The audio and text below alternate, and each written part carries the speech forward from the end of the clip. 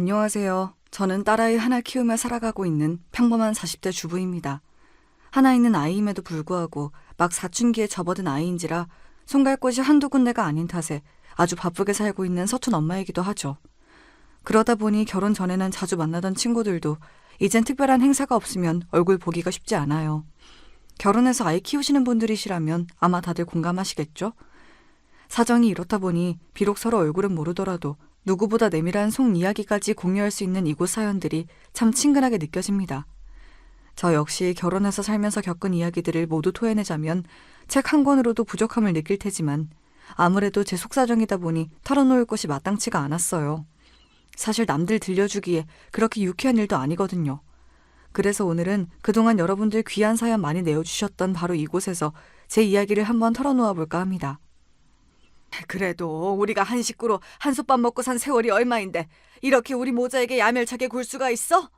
남도 아니고 자식까지 같이 낳아놓고 살아놓고는 너 나중에 시연이 보기 부끄럽지 않을 수 있겠어? 어머니야말로 저를 시연이 엄마로 존중해 주셨다면 어떻게 이런 파렴치한 일을 벌일 수가 있어요? 저를 가족으로 먼저 대우해주지 않으신 건 어머님이 먼저예요. 저도 더 이상 이런 취급 받아가며 어머니 가족으로 살 생각 더는 없으니 죄 지은 만큼 벌 받으세요. 이 짧은 대화만으로 그동안의 제 결혼 생활이 어땠을지 대충 짐작이 가시죠? 결혼 생활 내내 제게 무시로 일관하던 시어머니에게 마지막 순간만큼은 통쾌한 한 방을 날리고 나왔습니다. 지금껏 누구에게도 속 시원히 얘기해보지 못했던 제 결혼 이야기 한번 들어보시겠어요? 저는 성격이 꽤나 무던한 편입니다. 웬만한 일로는 화도 잘 내지 않는 편이고 감정의 기복이 그렇게 심한 편이 아니에요. 그러다 보니 남들 눈으로 보기에는 다소 사람이 둔해 보이고 무덤덤해 보일 수도 있다고 생각해요. 저를 낳아주신 부모님께서도 예외가 아니시니까요. 우리 혜연이는 내 딸이지만 참 부처님 가운데 토막이 따로 없어. 예민하면 예민한 대로 살면서 스트레스 받을 일이 많으니 어떻게 보면 차분한 우리 딸 성격이 복일 수도 있겠다. 그래도 살면서 난 눈치 봐야 할 일이 얼마나 많은데 너무 무덤덤하기만 해서 혹시 여우 같은 인간 만나 괜한 상처받을까 엄마는 늘 걱정이야. 제 성격이 저희 부모님하고는 별로 안 닮았거든요. 오히려 엄마나 아빠나 젊어서부터 장사로 먹고 살아오신 분들이라 그런지 남들 눈치를 기민하게 알아채시는 분이었습니다. 그런 분들의 시선으로 보니 당연히 제가 걱정스러웠을 법도 해요. 하지만 부모님 걱정과 달리 무던한 저는 웬만한 사람 상처받을 일들도 어지간해서는 그렇게 예민하게 받아들여지지 않더라고요. 제 나름대로는 제 성격의 장점이라고 생각하는 부분입니다. 결혼할 때도 마찬가지였어요. 남편은 남들 눈을 많이 신경 쓰는 사람이었지만 그래서인지 좀처럼 남들 의견에 흔들리지 않고 뚝심 있게 제 할 일 해나가는 제 성격을 처음에는 참 마음에 들어 했습니다. 넌 타고난 성격이 예민해서 굳이 신경 쓰지 않아도 될 말까지 자꾸 신경 쓰게 되는 게 너무 스트레스인데 당신은 사람이 굳건하고 강해서 좋아. 사실 나도 남들 말 신경 쓰고 싶어서 쓰는 건 아니거든. 이래서 성격이 팔자라고들 하나 봐. 지금 와서 생각해보면 예민해서 항상 매사에 불만이 많은 남편이 끊임없이 내뱉는 하소연에도 제가 짜증내지 않고 무덤덤하게 들어줬던 게 좋았던 게 아닐까 싶기도 해요. 불평불만 많은 사람을 세상 그 누가 반기겠어요. 일부러 의식하고 조심해야 할 사람 앞에서 말을 가리는 게 아니면 툭하면 입에서 미운 소리가 튀어나오곤 했던 남편이니 마음 깊이 교류할 만한 진정한 친구를 갖기 힘든 건 당연한 일이었습니다. 그런데 무슨 소리를 해도 그저 보살처럼 덤덤하게 들어주는 제가 나타난 거죠. 모르긴 몰라도 그 사람 저 처음 만나고 한동안은 실컷 제 얘기 털어놓느라고 적잖이 신이 났을 겁니다. 그런 단점이 있긴 했지만 예민한 사람답게 주위 사람 기분의 흐름을 예민하게 눈치채고 행동하는 센스 있는 점이나 기본적으로 사람 대하는데 싹싹한 모습 등 장점이 없는 사람은 아니었어요.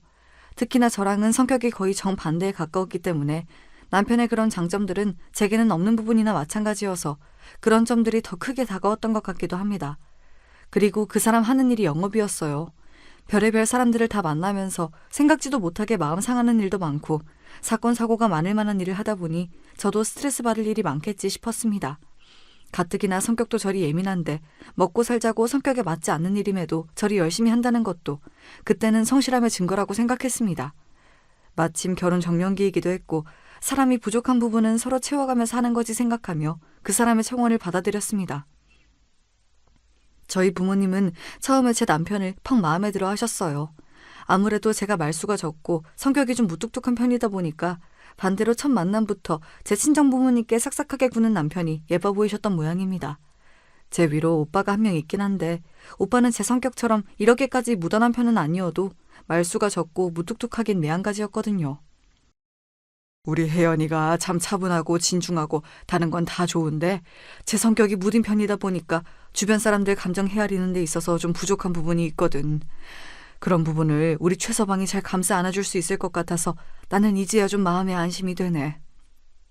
제가 밖에서 있었던 일로 기분이 예민해지거나 속상한 일이 있을 때에도 혜연이가 참 넓은 아량으로 저를 잘 품어주거든요. 저도 이렇게 제 모자란 부분까지 타박하지 않고 잘 감싸 안아주는 혜연이 만난 게 참 제 복인 것 같아요. 저희 서로 부족한 부분 함께 채워주면서 잘 살겠습니다. 제 부모님 앞에서 저를 축혀 세워주면서 기분을 맞춰주는 남편을 보니 저도 마음이 흡족해졌습니다. 저 사람 말 맞다나 참 다른 우리 두 사람이 만났으니 서로에게 부족한 부분은 다른 한 사람이 채워가며 무던하게 잘 살 수 있으리라 그렇게 생각했습니다.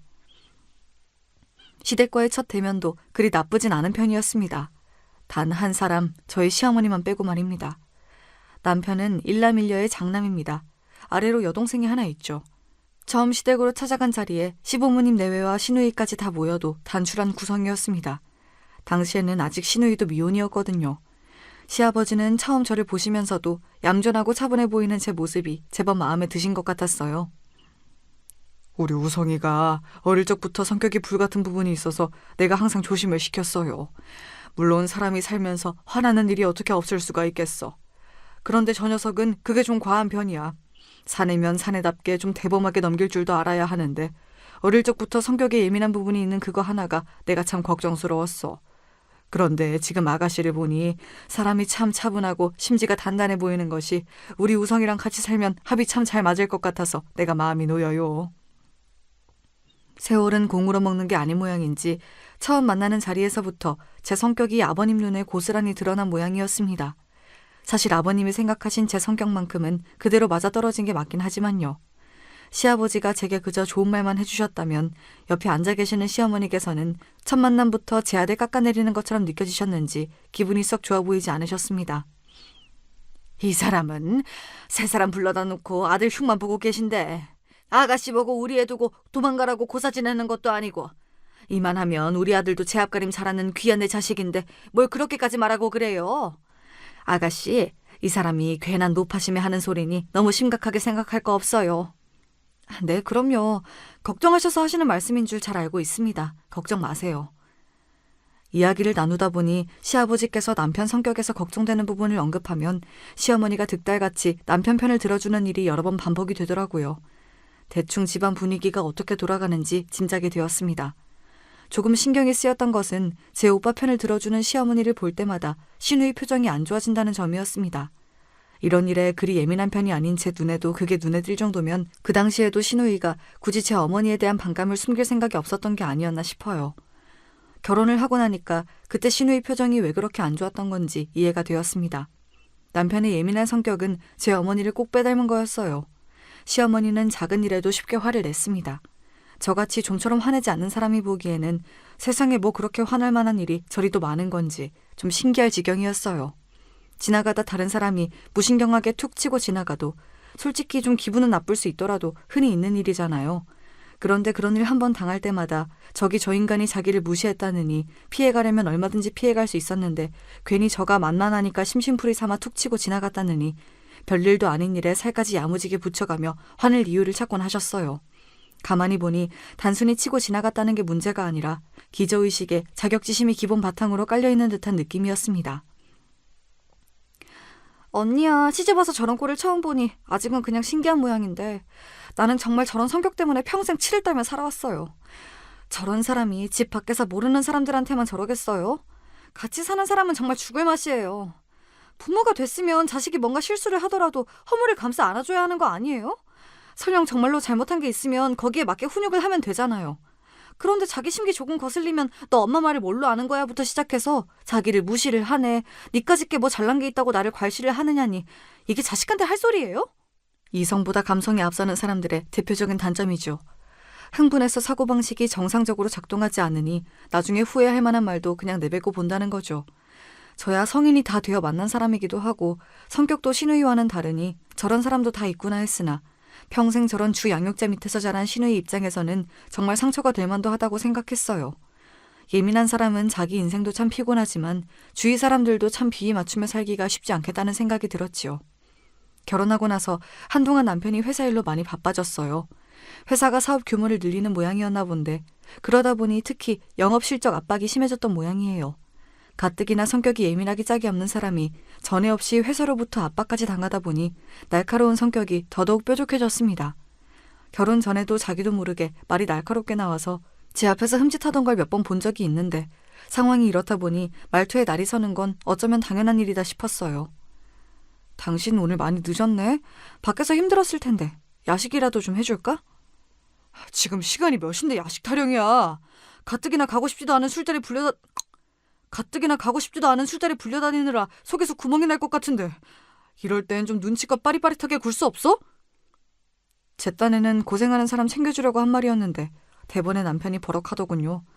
피곤하고 스트레스 받을 일이 많으니 말이 곱게 나오지 않나 보다 싶긴 했으나 그렇다고 그게 걱정해주는 사람 함부로 대해도 된다는 뜻은 아니죠. 제가 성격이 무던하고 상처를 쉽게 받지 않는 편이라고 했지 사람 간의 기본 예의 범절까지 무시당해도 된다는 뜻은 절대로 아니었으니까요. 당신 말이 좀 과하네? 밖에서 힘들었을 거라는 건 이해하지만 그럴수록 제 사람들에게는 언행을 더 조심해야지. 이번 일은 당신이 나한테 분명히 잘못한 거야. 생각 제대로 돌아오고 나서 제대로 사과해줬으면 좋겠어. 그러고는 남편이 집을 들어오든지 나가든지 그만 신경을 딱 끊어버렸습니다. 저도 곰곰이 생각을 하다 보면 제 잘못을 깨닫겠죠. 저야 그동안 제 할 일 하면서 충분히 시간을 주면 될 일이었습니다. 아니나 다를까 그래도 본인이 잘못했다는 건 알았는지 남편이 제 눈치를 어지간히도 보더라고요. 그 기민한 사람한테 처음으로 강하게 제 의사표시를 했는데 신경이 안 쓰이면 그게 더 이상할 일이었습니다. 사실 그러고 나서 제가 뭘 더 한 건 없습니다. 그저 남편을 내버려둔 게 다였어요. 그것만으로도 예민한 사람에게는 대단한 액션을 취한 것 같은 효과가 나오더라고요. 여보, 내가 며칠 전에는 말이 너무 과했지. 회사 일이 고되다는 핑계로 내가 내 감정을 제대로 조절 못한 것 같아. 당신 말대로 밖에서 힘들수록 안에서 내 사람한테는 더 잘해야 하는데 미안해. 화 풀어줄 거지? 그야말로 알아서기는 남편 모습을 보자 대충 이 사람을 어떻게 다뤄야 할지 감이 오더라고요. 무던한 제 성격이 이럴 때 참 좋더군요. 길게 보면 이 싸움의 승자는 항상 제가 될 터였습니다. 남편이 제 눈치를 보는 티가 났던지 시어머니 심기가 매우 불편해졌습니다. 저를 보는 눈이 곱지가 않더라고요. 왜 아니겠어요. 본인은 본인 아들이 세상에서 제일 잘난 사람인 줄 아는데 저 미련 곰탱이 같은 마누라 눈치나 보고 앉았으니 그 불같은 성미에 열불이 안 뻗칠 리가 있었겠습니까? 예, 너 남편 그렇게 기죽이는 거 아니다. 밖에서 고생하는 사람 집 안에서만이라도 마음 편히 지낼 수 있도록 내조를 잘해야지. 너 가만 보면 고민 척하면서 우리 우성이 쥐락펴락하는 게 아주 보통 내기가 아니야. 지금은 그게 네가 이기는 것 같아도 길게 봐서 가정의 평화를 생각하면 그게 현명한 행동이 아니야. 그저 집안 평안하도록 남편 심기에 각별히 신경을 쓰도록 해라. 본인도 그렇게 남편 기살려주는 타입은 아니신 것 같은데 아들 문제에 있어서만은 확실히 객관성을 잃고 계신 것만은 분명해 보였습니다. 내조니 남편 심기니 시어머니 입에서 나오는 그 어떤 단어도 본인과 어울리는 단어가 없다는 걸 알고는 계시는지 모르겠으나 어차피 집으로 돌아가면 안 들어도 될 이야기이기도 하니 그냥 네 대충 대답하고 넘어갔어요. 자기 성격 같으면 혼자서 쌓아도 10대 번은 감정을 쌓을 만한 일인데 정작 당하는 제 반응이 저렇게 심드렁하니 그건 또 그것대로 시어머니 열불을 터지게 만드는 것 같기도 했습니다. 그러나 시어머니 감정은 시어머니 소관이지 제가 어떻게 할 수 있는 건 아니지 않습니까? 매번 저렇게 열내시는 것도 정신 건강에 참 안 좋을 텐데 생각하면서 그 일 역시 무난하게 넘겼어요. 결혼하고 3년 좀 지났을 무렵 저희 부부에게도 귀한 새 생명이 찾아왔습니다. 저희 딸아이인 시연이가 태어난 거예요. 집안의 첫 손자이다 보니 모두 기쁜 마음으로 반겨준 아이였습니다. 신생아가 통잠자기가 쉽지가 않은데 잘 울지도 않고 밥도 씩씩하게 잘 먹는 게 아주 장군감이었습니다. 시댁에서 보기에도 저희 친정에서 보기에도 예민한 남편 쪽보다는 무던한 제 쪽을 많이 닮은 아이였어요. 솔직히 다행이다 싶었습니다. 남편의 뾰족한 성격의 단점을 그 즈음에는 너무 많이 알고 있기도 했지만 옆에서 지켜보다 보니까 그런 성미 가진 사람들은 무엇보다 자기 스스로가 참 피곤해지더라고요. 제 성격이 좀 답답하게 느껴질 수도 있겠으나 이 성격 가지고 평생 살아보니 그러고 사는 저는 크게 상처받을 일도 없고 사는 게 나쁘지 않았거든요. 아이 입장을 생각해봐도 그 편이 낫지 싶었습니다. 바라 맞이한던 첫 아이를 품에 안았으니 남편이라고 기쁘지 않을 리가 없었죠. 남편이 눈에 넣어도 아프지 않을 정도로 우리 시연이를 사랑한다는 것 자체는 의심의 여지가 없었습니다. 그런데 사랑으로도 극복이 안 되는 문제도 있더라고요. 여보, 내가 아이 대할 때에는 일관적인 태도로 대해야 한다고 몇 번을 말해. 자기 기분 좋을 때는 세상 둘도 없는 사람처럼 잘해주다가 자기 밖에서 기분 나쁜 일 있거나 조금만 심기 거슬려도 애 앞에서 팩 짜증이나 내고. 그게 아이 정서에 얼마나 안 좋은지 내가 수도 없이 말해줬지 않아? 우리 시연이도 방금까지 웃고 장난치던 아빠가 갑자기 자기 기분 안 좋다고 인상 찌푸리고 말도 함부로 하면 얼마나 혼란스럽겠어? 안 그러려고 해도 자기 아빠 앞에서 자꾸 눈치 볼 수밖에 없지 않겠어? 당신 밖에 나가서 눈치 보면서 사는 거 정말 지긋지긋하다며. 그러면서 정작 자기 자식은 집에서 당신 눈치나 보게 만들 거야? 성격이라는 건 정말 무서운 거더라고요. 가만 보면 남편이 제 말을 이해 못하는 눈치는 절대로 아닌데 제 성질머리 이기는 게 그렇게나 힘이 든 모양이었습니다. 남편 혼자만 생각하면 안타까울 일이나 남편의 그런 태도는 정말이지 아이 교육에 좋지 않았습니다. 그래도 아이가 뭔 모를 때에는 그저 아빠가 좋아서 쫄래쫄래 따라다녔지만 저한테도 눈치라는 게 생긴 이후부터는 슬그머니 아빠를 피하기 시작한 시연이었어요. 알아, 나도 노력하고 있어. 근데 사람 마음이 어디 마음먹은 대로 다 되면 세상에 성인군자 아닌 사람이 어디 있겠어. 나도 오죽하면 이러겠어? 그럴수록 엄마인 당신이 더 노력하면 되잖아. 그러는 게 부부 아니야? 처음 몇 번은 노력하는 신용이라도 해보려던 남편이 이러한 상황이 계속 반복되자 이제는 적반하장으로 나오기 시작했습니다. 하기야 좋은 말도 3번이면 지겹다는데 듣기 싫은 소리 반복해서 듣는 기분이 좋을 린 없었습니다. 하지만 저도 부모가 되었으면 할 도리는 해야죠. 다른 건 무던하게 넘겨줄 수 있는 문제라고 해도 아이가 상처받을지도 모르는 일을 그냥 지나가는 건 결코 있을 수 없는 일이었습니다. 다른 건 몰라도 우리 시연이 마음 다치는 꼴은 절대로 두고 보지 않을 거야. 당신 그렇게 당신 성질 못 이길 것 같으면 그럴 땐 차라리 집에 들어오지 마. 밖에 나가서 풀 거 다 풀고 애한테 아빠로서 제대로 대할 수 있을 때 그때 마음 갈무리하고 집으로 들어와. 나 이것만큼은 절대 양보 못하니까 그런 줄 알아. 정말로 이 문제만큼은 손톱만큼도 져줄 생각이 없었습니다. 당연한 거 아닙니까? 본인 성질머리가 그러면 애 앞에서 더 조심을 할 생각을 해야지. 그걸 어떻게 제 자식 앞에서도 그대로 팩 성질 부릴 생각을 하고 있어요? 그건 부모로서 절대 안 될 말이었죠. 그렇게 쫓겨났다고도 아니라고도 하기 애매한 때에 그 사람이 갈 만한 데가 어디 있겠어요. 결국은 또 제 모친한테 갔겠지요. 성격 똑 닮은 모자이니 서로 제욕하다 보면 시간은 잘 갈 터였습니다. 가뜩이나 본인이 살살 긁어도 넘어올 기미가 없는 저였는데 제 귀한 아들까지 내쳤다고 하니 시어머니가 또 파르륵거리더군요. 너 이제 하다 내 아들을 집에서 쫓아내기까지 하니? 네가 지금 그 정도로 살 수 있는 게 다 누구 덕분인데? 내 아들이 제 몸 갈아가며 뼈 빠지게 벌어다 먹여서 편하게 살고 있으면 받들어 모셔도 모자랄 판에. 이래서 집안에 사람이 잘 들어와야 해. 애초에 좀 있는 자식 며느리로 들였으면 우리 우성이 이렇게 고생할 일도 없이 팔자 피고 잘 살았을걸. 아이고 내 팔자야. 애초에 있는 집 자식이 어머니 아들 같은 사람 뭘 보고 결혼식이나 했겠어요. 하지만 그 말까지 했다간 괜히 또 긁어부스러 만들 것 같아 잠자코 있었습니다. 자기는 길길이 날뛰고 있는데 또 저는 평소처럼 평온한 얼굴을 하고 있자 시어머니 우라통이 터진 모양이었습니다.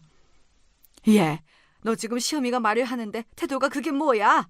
너 정말 내가 그렇게 우스워? 내 아들도 쫓아내더니 이젠 시어미 말도 말같이 들리지가 않는다는 거야 뭐야? 저러다 혈압 터져서 쓰러지는 건 아닐까 싶었습니다. 이번에도 대꾸 안 했다가는 더 큰 난리를 칠 것 같아 제가 차분히 입을 열었어요. 그렇다고 어머님께 한 소리 들었다고 제가 불손하게 굴면 어머니 심기가 얼마나 상하시겠어요. 시연 아빠한테 그렇게 얘기한 건 아이 교육을 위해서 꼭 해야 할 말이었어요. 어머니도 시연이가 정서적으로 불안한 부분 없이 건강하게 잘 자라기를 바라시죠. 요즘 들어 애 아빠가 애한테 하는 태도가 너무한 부분이 많았어요.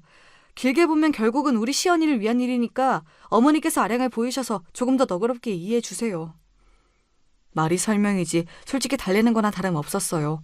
다 맞는 말인데도 또 결국 본인이 진 것처럼 느껴졌는지 다시 소리를 지르려는 시어머니를 시아버지가 막아섰습니다. 시어머니가 저렇게까지 말을 하는데도 말귀를 못 알아듣고 잡돌이를 하려고 들어? 어른이 되어서 먼저 잘못한 자식을 꾸중하진 못할 망정 그놈도 이제 애 아범까지 된 마당에 무슨 10살 어린애라도 되는 것처럼 싸고 들어. 싸고 들게. 내가 정말 며느리 보기 민망해서 내가 그놈 그 예민한 성질머리가 언젠간 일을 칠 줄 알았어. 당신도 똑바로 들어. 내 보기엔 당신도 그놈이랑 하는 짓 하나 다를 거 없어. 시아버지 호령에 그제야 시어머니가 깨갱하더라고요. 희한한 게 그래도 시아버지 말씀에는 맥을 못 추는 시어머니였어요. 하기야 그러지라도 않았다면 두 분이 진짜 갈라서도 이상할 게 없긴 하죠. 제 딴엔 우리 시연이와 남편 사이가 나중에 돌이킬 수 없는 지경에 이르기 전에 아직 아이가 어릴 때 바로잡을 수 있는 부분은 바로잡고자 남편에게 쓴소리를 한 거였는데 그게 남편 심기를 거스른 모양이었습니다. 남들 보는 눈 신경 쓰는 남편답게 부인이 집에서 내친 것도 자존심이 상했는데 그걸 들은 자기 모친이 제게 한 소리 하는 것까지 아무렇지 않게 넘어간 저이니 그 성질머리에 부하가 치밀어 올랐던 모양입니다. 여보, 내가 당신한테 밖에서 감정 정리하고 들어오라는 건 그렇게 감정을 다스리고 집으로 잘 돌아와서 우리 시연이랑 잘 지내보라는 뜻이었지. 이렇게 당신 멋대로 마음대로 외박하라고 한 소리가 아니야. 이래도 불만이고 저래도 불만이면 도대체 뭘 어쩌라는 거야? 밖에서 힘든 일 있는 것도 한두 번이 아닌데 나라고 화내고 싶어서네? 이만하면 나도 할 만큼 하고 있는 건데 당신은 무슨 불만이 그렇게 많아? 비뚤어지려고 작정이라도 한 인간 같았습니다. 이래서 사람 고쳐 쓰는 게 아니라고 하는 건가 싶었어요. 무엇보다 저로서는 남편의 심리가 당최 이해가 가질 않았습니다. 그럼 앞으로도 이렇게 자기 성질 다스리기 힘들면 저랑 저희 딸 안 보고 살기라도 하겠다는 거예요, 뭐예요? 그렇게 남편이 밖으로 나도는 날들이 많아졌어요.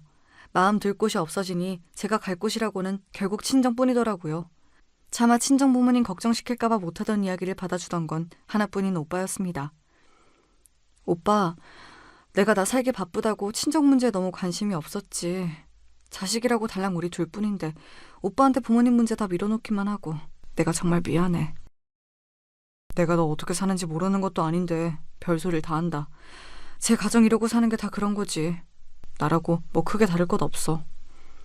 원래도 오빠나 저나 말수가 많은 편은 아니었기 때문에 그리 살가운 남매 사이는 아니었지만 아무래도 각자 가정을 이루고 나니 더더욱 둘이서만 얘기할 기회가 없더라고요. 오빠도 저희 친정엄마 통해 대충 제 상황을 듣기야 했겠지만 제게 직접 듣는 저희 시댁 소식은 또 다르게 느껴지는 모양이었어요. 사실 남편이나 시모나 성격이 그 정도일 줄은 몰랐던 것 같았습니다. 제 이야기를 듣는 오빠 얼굴에 어느새 수심이 가득 들어찼습니다. 시연이 아빠가 보기보다 성격이 더 예민한 부분이 많은가 보다. 남자가 그러면 부인이 많이 고생스러울 텐데 네가 중간에서 새우등 터지고 있는 건 아니야? 뭐 눈치를 준다고 내가 일일이 신경 쓰는 성격도 아니고 성질 부려봤자 결국은 자기 손해지 뭐. 결혼 전에는 솔직히 이 정도인지 몰랐지만 이제 시연이도 있는 판에 이제 와서 어쩌겠어. 고칠 건 고쳐가며 살아야지 뭐. 제게는 이미 일상이 된 문제라서 그렇게 심각하게 받아들이지 않았는데 새로이 듣는 오빠 입장에서는 제 걱정이 많이 된 것 같았어요. 그래도 동북 형제라고 동생이 시집가서 고생할까봐 마음 써주는 오빠를 보니 이제 오빠도 나이를 들었구나 싶었습니다. 그 즈음에는 만날 출근하기 싫다는 말을 입에 달고 사는 남편이었습니다. 원래도 영업직을 좋아하는 편은 아니었습니다만 당장 내일이라도 회사 때려치우고 말겠다는 기세로 진저리를 치는 남편을 보면서 솔직히 좀 걱정스러웠습니다. 정 그 일이 하기 싫으면 다른 제대로 된 일자리라도 미리 구해놓던가 영업한답시고 만든 이맥들이랑 술 마시는 것 말고 딱히 다른 자기 개발을 하고 있지도 않은데 이직이 쉬울 리가 없었으니까요. 요새 같으면 다 때려치우고 장사나 하면서 살면 속이 편하겠어. 나도 이제 슬슬 나이는 먹고 가는데 언제까지 남의 밑에서 싫은 소리 들어가며 쫓아다닐 수도 없고. 장사라고 뭐 쉬워?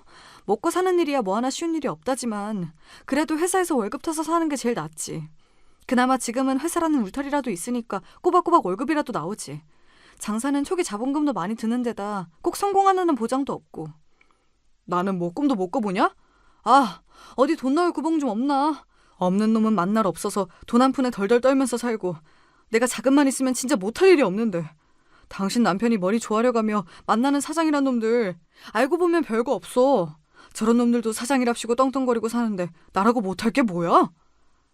저러다 진짜 헛바람 들까봐 걱정이었습니다. 남자들 사업병이 그렇게 무섭다는데 사업에 돈이 한두 푼 드는 것도 아니고 그것도 다 경력이며 아는 게 있는 사람이나 하는 거지. 평생 월급쟁이로 영업직 일밖에 해본 게 없는 사람이 요새 들어 왜 저렇게 사업 타령인지 모를 일이었어요.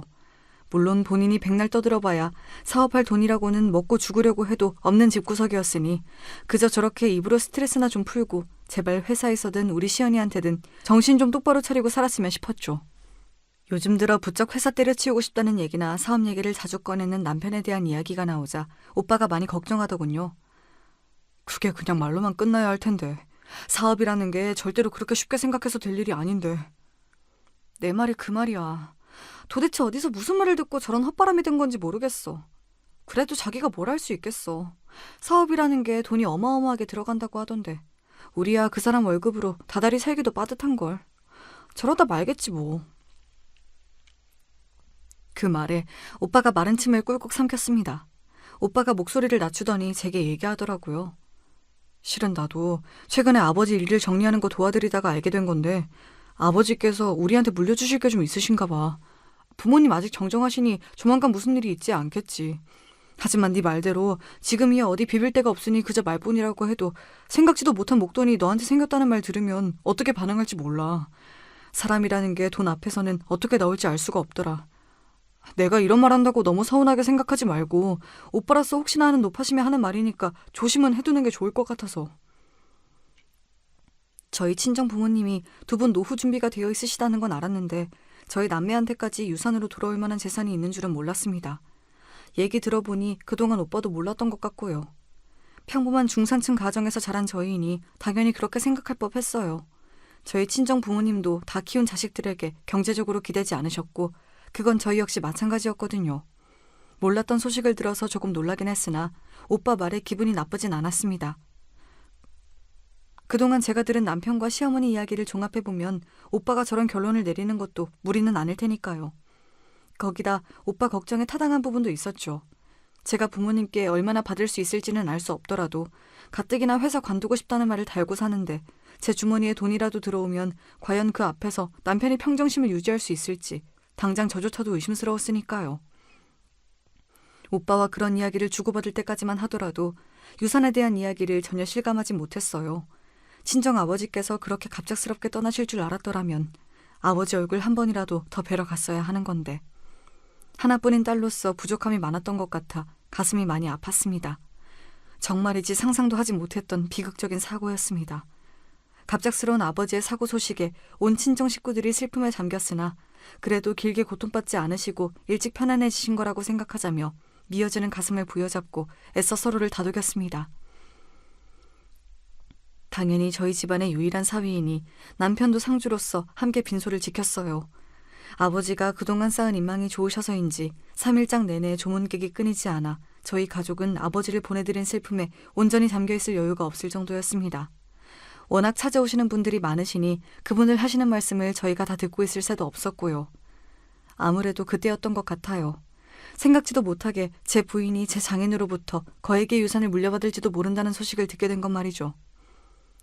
아까 장인어른 옛날 동료분께서 하시는 말씀을 들어보니까 장인어른께서 예전에 투자해둔 변두리 건물이 시세가 많이 올랐다고 하시더라고. 당신 왜 그런 얘기 안 했어? 나도 몰랐으니까. 나나 오빠나 우리 엄마 아빠한테 그런 거 바란 적 없어. 돈 얘기 중요하다는 거 나도 아는데 우리 아직 상중이야. 나중에 정리를 할 때 하더라도 아버지 가신 지도 얼마 안 됐는데 나 이런 얘기하는 거 불편해. 가뜩이나 장래 내내 거의 밤을 새다시피 해서 신경이 곤두서 있었는데 은근슬쩍 유산 욕심을 보이는 남편이 마뜩치 않아 말이 곱게 나가지 않더라고요. 본인 부모여도 상중에 나한테 저런 소리를 할까 싶어 솔직히 좀 실망스럽기도 했습니다. 어차피 받을 유산 며칠 늦게 물어본다고 어디 가는 것도 아닌데 꼭 이런 타이밍에 저렇게 눈치 없이 굴어야 하나 싶었죠. 평소에는 그렇게 남들 눈치를 살피면서 돈 욕심 때문에 그런 생각도 못하는 건지 아니면 할 필요도 없다고 생각하는 건지 하여튼 마음에 드는 게 하나도 없었어요. 오빠가 전에 걱정하면서 해주던 얘기도 생각나고 머릿속이 복잡해졌습니다. 그렇게 장례가 끝나고 본격적으로 유산에 관한 이야기가 나오게 되었어요. 전에 오빠한테 들었던 이야기도 있고 해서 일단 그 자리에 남편은 동석하지 않고 친정엄마와 저희 남매 둘이서 먼저 이야기를 시작했습니다. 너희 아버지 사고로 보상금이 나온 건 알고 있지? 돈이 아무 죄가 없다지만 솔직히 내가 그 돈 갖고 있고 싶지가 않구나. 나야 지금 사는 이 집도 있고 나 죽을 때까지는 모자라지 않을 만큼 그 사람이 생활비도 남겨줬고 너희한테 따로 얘기는 한 적 없는데 예전에 너희 아빠가 거래하던 사업체가 부도가 나는 바람에 현금 대신 부동산을 하나 받은 적이 있어. 그게 그 당시에는 워낙 총구석의 낡은 건물이라서 사실 돈 될 만한 건 아니었는데 우연찮게 그 주변에 리조트가 들어서게 되어서 생각지도 못하게 시세가 많이 올랐더라고. 우리가 다른 건 가진 게 없고 줄 거라고는 그거 하나뿐이라 이참에 보상금 나온 거랑 같이 너희들한테 나눠줄까 한다. 남편이 들었다던 얘기와 거의 비슷했습니다. 자식들도 모르는 이야기를 어른들끼리는 잘도 아시는구나 싶었습니다. 저희 남매가 그동안 부모님 재산이 관심이 없어도 너무 없기도 했고요. 그렇게 조용히 고개만 주걱거리던 저희 남매는 친정엄마가 말씀하신 유산 규모에 그만 입이 떡 벌어졌어요. 14억이요? 그래, 부동산 처분한 거랑 보상금 합치니 그 정도 되더구나. 상속세며 세금 다 뗀 금액이 그만큼이니까 너희 둘이 각각 7억 정도라고 생각하면 된다. 복잡한 건 너희 아버지 생전에 함께 처리를 했으니 니들이 달리 신경 쓸 건 없고. 예상보다 금액이 너무 컸습니다. 태어나서 구경도 해본 적 없는 큰 돈이었어요. 저희 부모님한테 그만한 돈이 있다고 생각도 해본 적이 없어서 정말 놀랐습니다. 그건 오빠도 마찬가지였어요. 돈이야 많으면 많을수록 좋은 거지만 아버지가 갑작스레 가시게 되어 받은 돈이라 생각하자 명구스럽기도 했습니다. 친정집을 나서면서도 아직도 정신을 못 차리고 있는데 오빠가 대뜸 제 어깨를 부여잡았습니다. 혜연아, 오빠가 했던 말 기억하고 있지? 대본에 무슨 뜻인지 알아들었어요. 오빠의 걱정이 현실이 되었으니 제게 당부의 말을 하는 것도 무리가 아니었습니다. 저는 마른 침을 꿀꺽 삼키고는 오빠에게 다부지게 고개를 끄덕였습니다. 그러고 며칠 고민을 하긴 했습니다만 그렇다고 언제까지 남편한테 아버지 유산 얘기를 하지 않을 수만은 없었습니다. 제 눈치만 살피고 있긴 했지만 은근히 유산에 대한 이야기에 이미 관심이 쏠려있던 남편이었어요. 모르면 모를까 자기도 들은 게 있는데 제가 아무 말 않고 있으니 저도 어지간히 속이 탔을 겁니다. 아버지 유산 말인데 우리도 몰랐는데 아버지 앞으로 되어 있던 건물을 처분하셨나 봐. 그게 값을 잘 받아서 생각보다 받을 게 많은 것 같고. 얼마나 되는데? 오빠랑 똑같이 나눠서 7억 정도 된대. 7억? 남편 눈이 튀어나오는 줄 알았습니다. 왜 아니겠어요. 7억이 한두 푼도 아니고 생각지도 못했던 거에게 남편 눈이 번들거리는 것이 불안했습니다. 하지만 남편이랑 계속 같이 살지 않을 것 같으면 몰라도 앞으로 쭉 같이 살 거면 말을 하는 게 맞긴 했어요. 제가 반대 입장이라도 남편이 유산에 대한 얘기를 안 하면 괘씸하게 느껴졌을 테니 아버지 유산에 대해 말한 것 자체는 잘못이라고 생각하진 않습니다. 제가 유산에 대한 말을 한 지 겨우 하루밖에 지나지 않았는데 시어머니가 저희 집으로 찾아오셨어요. 어찌나 사이 좋은 모자인지 곳에 그 얘기를 미주알 고주알 다 털어놓은 모양이었습니다. 너 그렇게 큰 돈이 생겼다면서 어떻게 나한테 한마디도 안 할 수가 있니? 이게 어디 보통 일이니? 당연히 집안 어르신들한테 말씀을 드려야지. 제 아버지가 저 주신 돈인데 제가 그걸 왜 시모한테 보고해야 합니까? 두 모자가 무슨 말을 했는지 정확하게는 알 수 없어도 결코 좋은 방향이 아닐 거라는 것 정도는 그간의 행태로 충분히 알 수 있었어요. 아니나 다를까 시어머니가 대뜸 그러더군요. 그게 적은 돈도 아니고 그런 돈은 가만히 놀리는 거 아니다. 내가 그동안은 굴릴 만한 돈이 없어서 얘기를 안 했는데 실은 내 지인 통해서 아주 좋은 투자처가 하나 생겼거든. 그게 끼워주기만 하면 수익률은 무조건 보장되어 있는 건데 내가 먹고 죽으려고 해도 거기 넣을 돈이 없어서 잠도 안 왔더랬어. 그런데 이렇게 다시 없을 기회가 오다니 우리가 돈복이 아주 없는 건 아닌가 보다. 저희 아버지 유산인데 왜 우리 돈복이 되는 건지 모를 일이었습니다. 평소에 그렇게 마음에 안 차는 며느리 남처럼 대하시더니 뽑아먹을 게 생기니 제 돈이 당연히 당신 돈인 것처럼 말하는 것도 못마땅했죠. 그런 쪽으로는 생각을 안 해봐서요. 그리고 세상에 무조건적으로 수익률이 보장된 투자처라는 게 어디 있겠어요. 다들 자기 사업에는 그런 식으로 얘기하겠죠. 얘가 뭘 몰라도 이렇게 몰라? 그 돈 그냥 은행에 처박아두면 물가 오르는 만큼 손해인 거야. 그래, 어머니 지인분 나도 아는 분인데 그분이 돈 관련해서는 정말 확실한 분이셔. 절대 당신 원금 손해보는 일 없을 테니까 믿고 맡겨도 돼. 고양이한테 생선을 맡기지 저들 모자를 어찌 믿고 돈을 맡기라는 건지 참 기가 찼습니다. 하지만 제 입장에서도 반드시 확인하고 넘어가야 할 부분이 있었죠. 저한테도 저희 아버지께서 물려주신 귀한 돈이에요. 당연히 제 의사가 제일 중요한 거 아니에요? 해주신 말씀은 생각은 해볼게요. 그렇게 두 모자 피말리는 며칠의 시간이 더 지났어요. 그 사이에도 그 둘에게 얼마나 들볶였는지 모릅니다. 이런 천금 같은 기회 날릴 거라며 윽박지르다 거의 애원을 하다 아주 난리도 아니었죠. 결국 저는 단단히 단서를 달고 돈을 빌려주기로 했습니다. 하도 말씀을 하시니 일단 빌려드리긴 하는데 저로서도 결코 쉬운 일이 아니라서요. 세금 문제도 있고 이런 일일수록 깔끔해야 하니 공증도 해주셔야 해요. 아시겠어요? 그럼 당연히 해줘야지. 두 모자가 눈이 벌개져서 달려드는 걸 보면서 진심으로 추하다는 생각이 들었습니다. 제 돈이 자기들 것이 된 것도 아닌데 모자가 신이 나서 시댁으로 쫓아가더군요. 이제는 당연하게 제 마누라와 자식 둔 집이 아니라 시댁에 들락거리는 남편이었습니다. 그렇게 송금을 하고 다음날 시댁으로 찾아갔습니다. 약속하신 공증 받으러 왔어요. 서류 준비해 주신다고 하셨죠? 당연한 요구를 하는 저를 보는 시어머니 표정이 가소로웠습니다. 어제까지 제 돈 빌리겠다며 비굴하게 굽신거리는 모습은 온데간데 없었죠.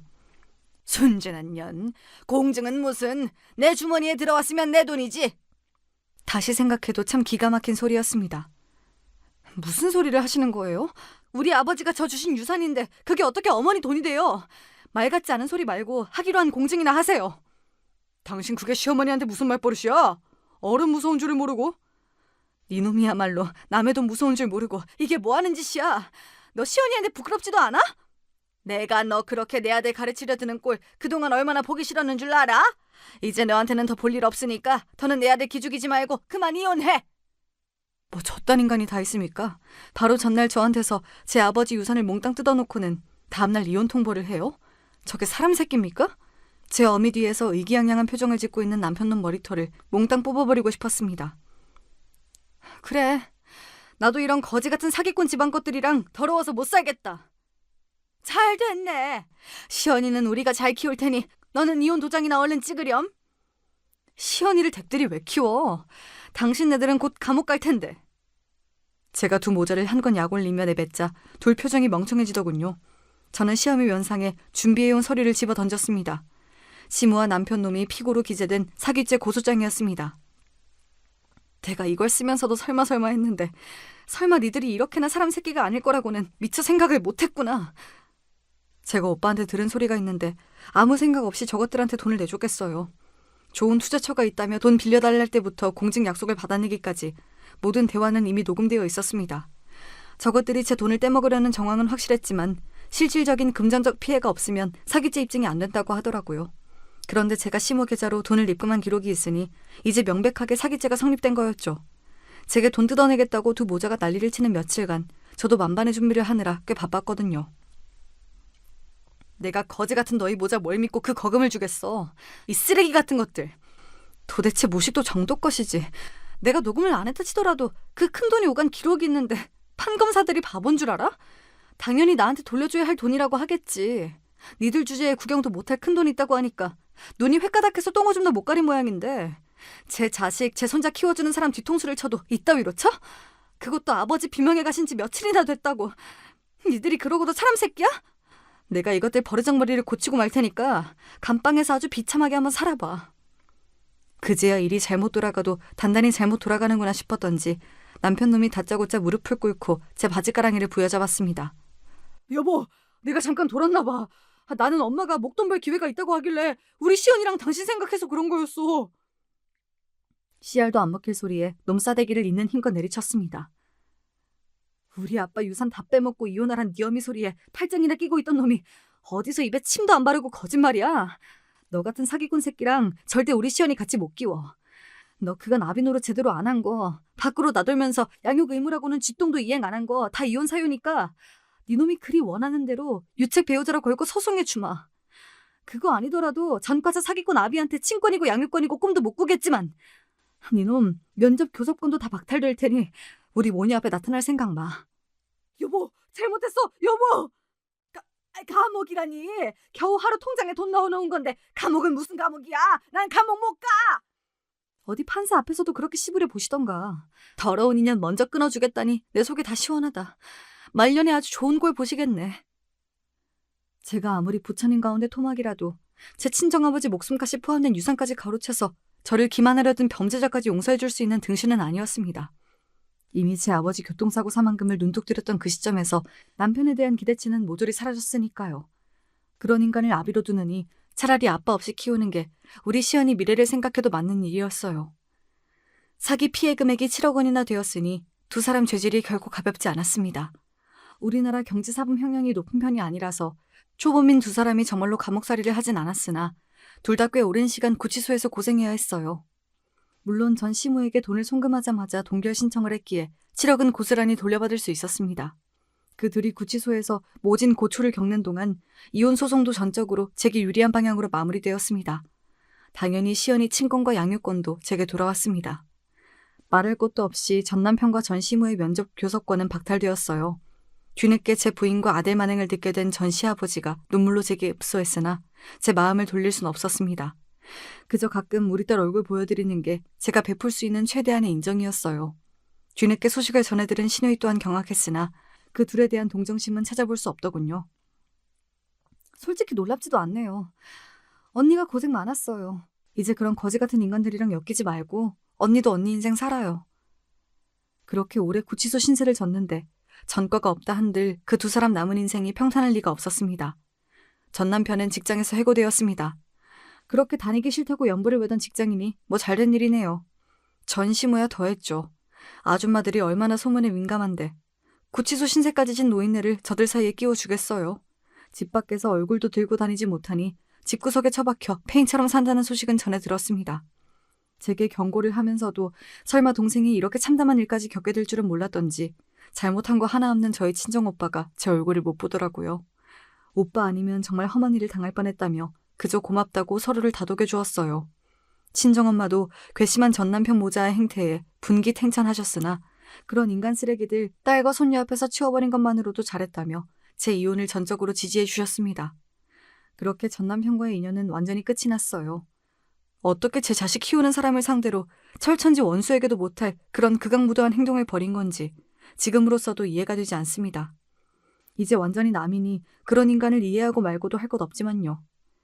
아이를 불안하게 만들던 아비가 곁에 없어서인지 시연이도 정서적으로 빠르게 안정을 찾아갔습니다. 항상 제 엄마를 첫 번째로 생각해주는 사랑스러운 엄마 껌딱지 딸이에요. 그래, 나한테는 우리 시연이만 있으면 된다. 그 마음으로 두 모녀가 오순도순 살아가고 있습니다.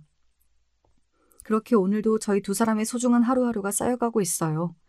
결국 파국으로 끝난 저의 결혼 생활 이야기는 이쯤에서 마무리할까 합니다. 속 이야기를 다 털어놓고 나니 조금 가벼워진 것도 같네요. 누구에게도 쉽게 말할 수 없었던 이야기 끝까지 함께 해주신 여러분 정말 감사합니다.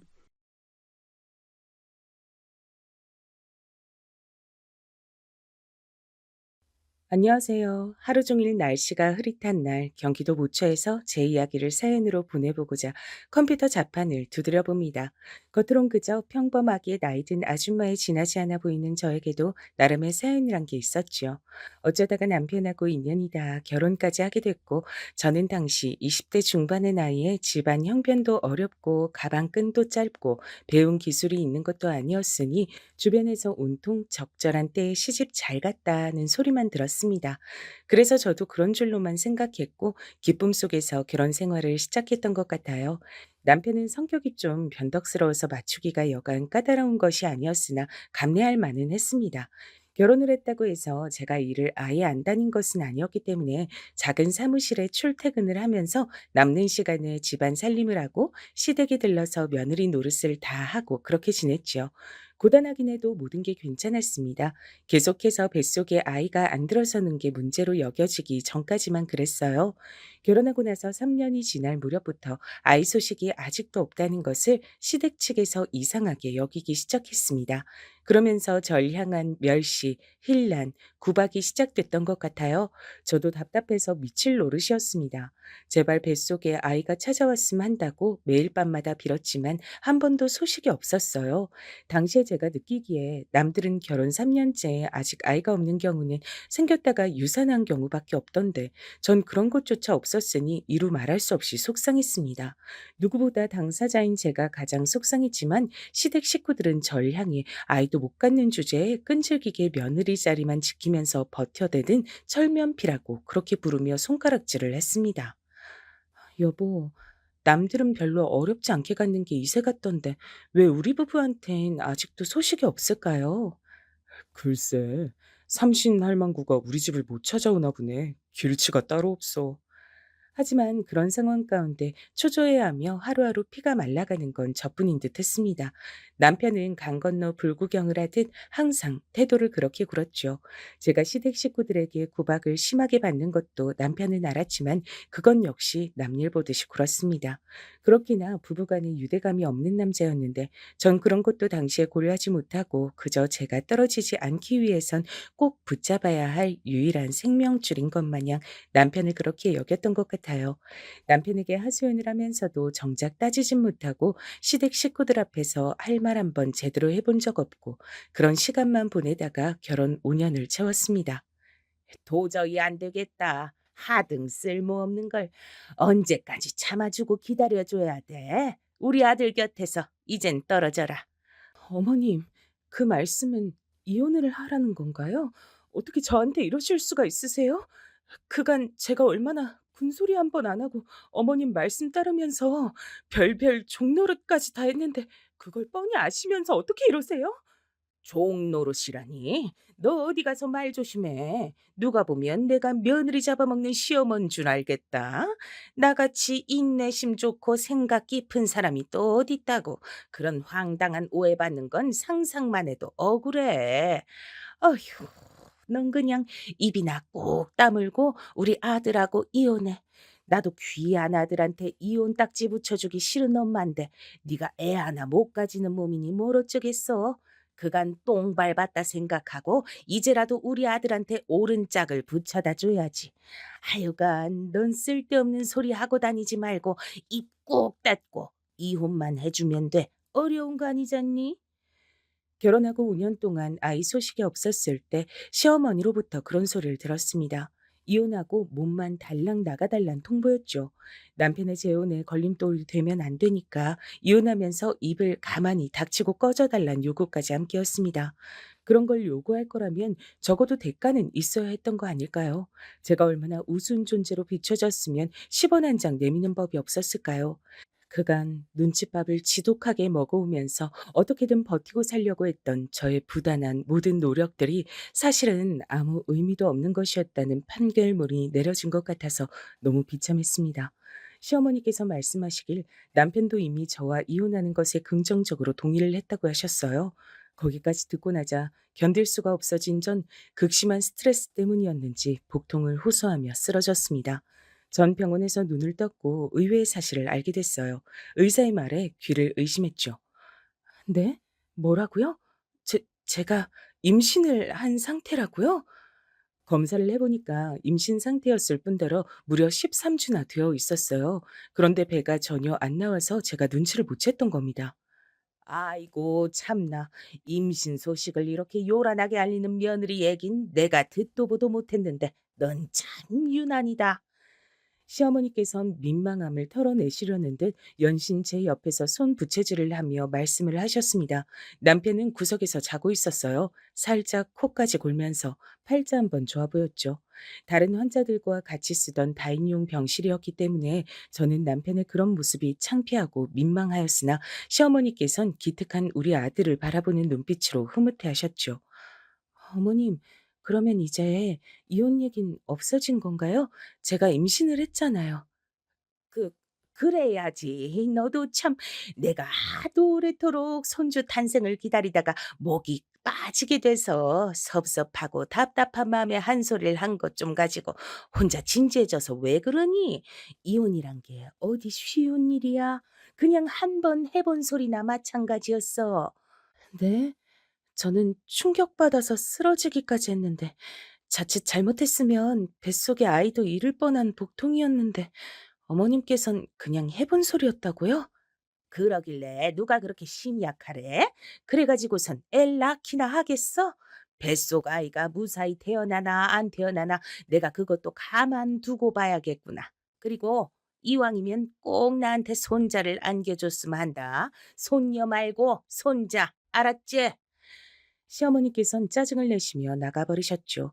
그리고 이튿날 제가 태어날 때까지 와보지 않으셨습니다. 와서 하는 것 없이 자기나 하던 남편은 정작 제가 태어날 때 일이 바쁘다면서 와주질 않았네요. 그래도 저는 뱃속에 아이가 있어서 더 이상 외롭다는 생각은 들지 않았어요.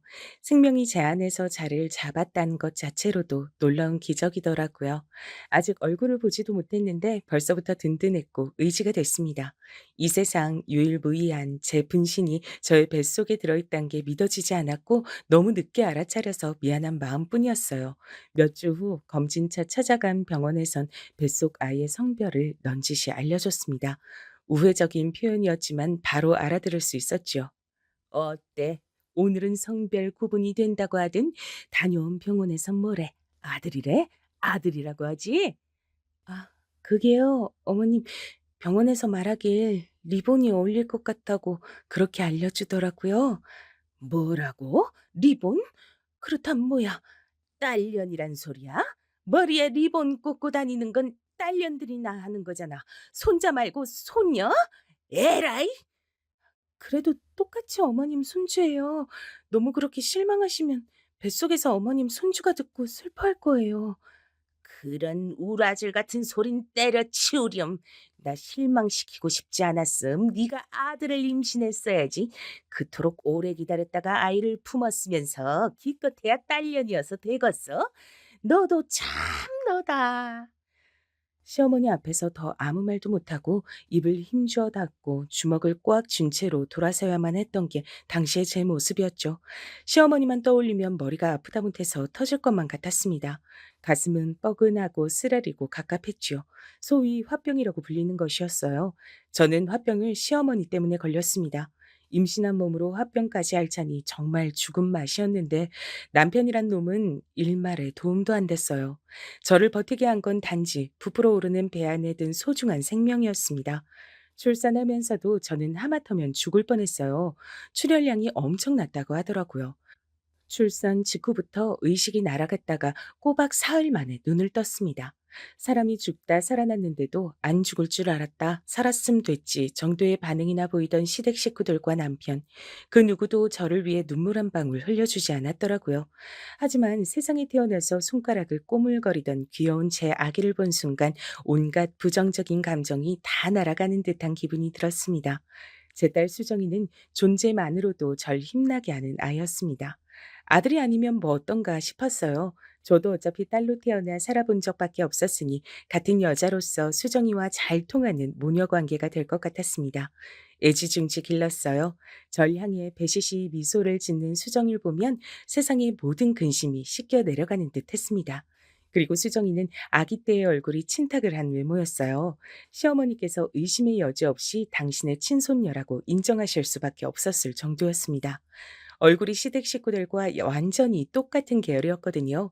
그 덕분에 시어머니께선 농담으로라도 수정이가 당신의 친손녀가 아닐지도 모른다는 가설을 제기하지 못하셨습니다. 이래서 시도둑은 못한다는 말이 나왔나 보더라고요. 얼굴은 신기할 정도로 친탁을 했지만 그 외에는 전부 그렇지 않았어요.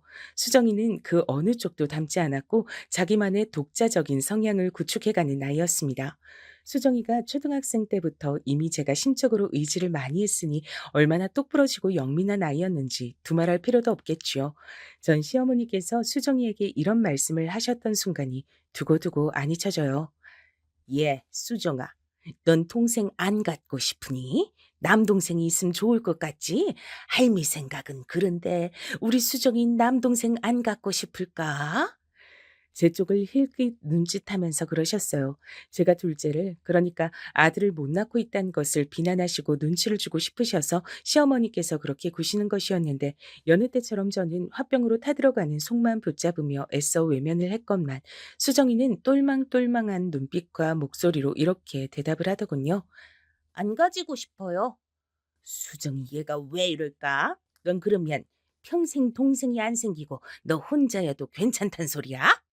"네. 동생 없어도 괜찮아요. 할머니는 안 괜찮으신 거예요?" "이 할민 당연히 안 괜찮지.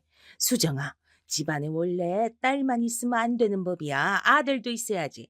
너 혼자 이렇게 외동딸로 계속 자라면 우리 집안은 어떡하라고. 우리 집안의 대가 끊길 수도 있어. 되는 남자가 있는 법인데 그니까 얼른 아들이 생겨야 좋은 거다. 이 할미가 우리 수정이한테 얼마나 남동생을 만들어주고 싶은지 몰라. 네 엄마가 협조를 안 해줘서 그렇지." 할머니, 그러면 할머니가 낳으세요. 우리 엄마한테 남동생 낳으라고 하지 마시고 할머니가 낳으시면 되잖아요. 수업 시간에 선생님이 그랬는데 원래 필요하다고 직접 말을 한 사람이 행동하고 실천을 해야 맞는 거래요. 그게 바로 솔선수범이라 그랬어요. 저 잘 배워왔죠? 시어머니께선 귀가 터질 듯 붉게 달아오른 채였고 전 놀란 가슴이 미친 듯이 뛰고 있었습니다. 어른들을 놀라게 만든 제 딸 수정이는 정작 태연자약하기만 했죠. 수정이 때문에 저는 놀라는 일의 연속이어서 심장이 남아나질 않았는데 그러면서도 한편으로는 속이 어느 정도 시원해졌던 게 사실이었어요. 화병으로 뭉친 것들이 때마다 풀리는 감각이었습니다. 수정이가 자랄수록 영특해져서 도저히 당신께서 이겨먹을 수가 없자 시어머니께선 이 점을 몹시 분하게 여기셨어요. 도대체 애 교육을 어떻게 시키는 거야? 네가 애한테 나만 보면 비꼬고 놀려먹으라고 지시를 내린 거 아니야? 애를 단단히 그런 식으로 잘못 교육시켜 놓은 거 아니냐고? 어머님, 매번 저한테 애 교육 문제로 이렇게 말씀을 주셔봤자 소용이 없어요. 수정이는 워낙 애가 알아서 잘하기 때문에 제가 건드릴 것도 없고요. 제가 어린 자식한테 뭐 자기 할머니한테 대들라고 가르칠 이유도 없습니다. 그럼 네가 시킨 것도 아닌데 매번 애가 저렇게 나만 보면 어떻게든 날 이겨먹고 내 혼을 쏙 빼놓는다는 게 말이나 돼? 애가 타고나길 저런 거라고? 그렇다면 필시 널 닮아서 저런 것이겠구나. 네가 날 원망하니까 애가 그 점을 빼닮은 채로 태어난 게야. 너랑 반박이니까 당연히 네 책임이지. 저는 어머님께 이만하면 순종적인 며느리로 살아왔다고 생각하는데 아이가 절 닮았다니요. 그건 말도 안 되는 억측이세요. 애가 널 안 닮았음. 그럼 누굴 닮아서 저러는 건데? 설마 우리 아들? 에이, 그건 아니지. 우리 아들은 말주변이 썩 대단치도 않은데.